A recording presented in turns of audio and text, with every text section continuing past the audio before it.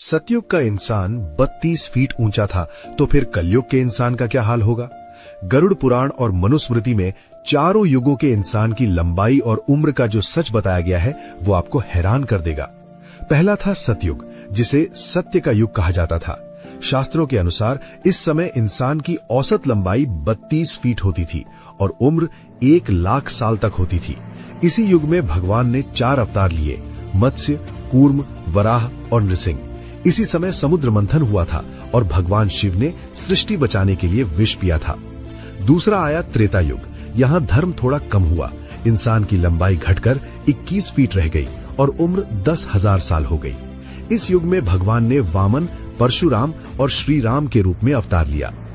तीसरा था द्वापर युग, जहाँ पाप और पुण्य बराबर हो गए।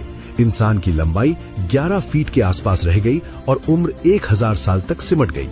इस युग में भगवान ने श्री कृष्ण और बलराम के रूप में अवतार लिया। और अब है कलयुग, पाप का युग। यहाँ इंसान की औसत लंबाई सिर्फ 5 से 6 फीट और उम्र घटकर 60 से 70 साल रह गई है।